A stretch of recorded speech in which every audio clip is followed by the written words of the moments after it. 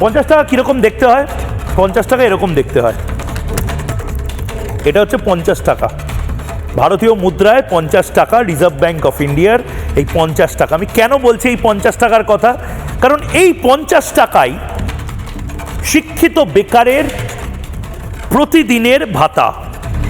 অর্থাৎ আপনি মাধ্যমিক পাশ করাবেন আপনার ছেলেকে, একটা স্যাটিসফ্যাকশন অন্তত হবে যে আপনার ছেলে এই 50 টাকা অন্তত পাবে।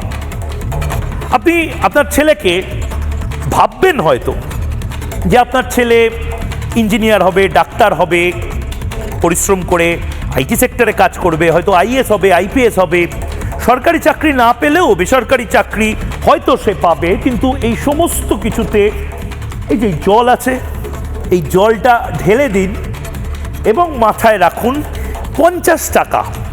এই 50 টাকা প্রতিদিন 1500 টাকা করে এক মাসে হলে এই 50 টাকা প্রতিদিন শিক্ষিত বেকারের হাতে মমতা বন্দ্যোপাধ্যায় ধরিয়ে দিয়ে বলছেন চুপ করে যাও। এই 50 টাকা পেলে কি চাকরি চুরি নিয়ে কথা বলা বন্ধ হবে? এই 50 টাকা প্রতিদিন পেলে কি কয়লা দুর্নীতি, শিক্ষা দুর্নীতি, আমাদের বাংলায় যে কোনো চাকরি নেই দাদা, সেটা নিয়ে কথা বলা বন্ধ হবে? দেখুন, কেউ 50 টাকা দিল, কেউ 100 টাকা দিল, কেউ 150 টাকা দিল, কেউ প্রতিদিন 10,000 টাকা দিল, সেটা দিতেই পারে। কিন্তু এবার আলোচনাটা শুধু ভাতা নির্ভর যদি এই বাংলায় হয়ে যায় তাহলে মুশকিল আছে। কেন বলছি?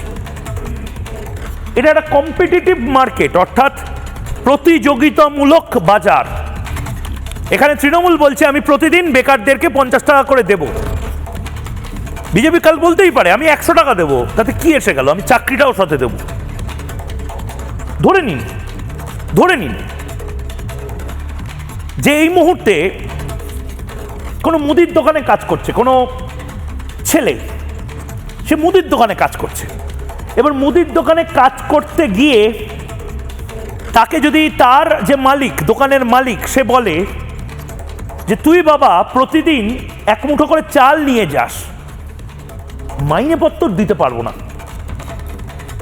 হবে তার?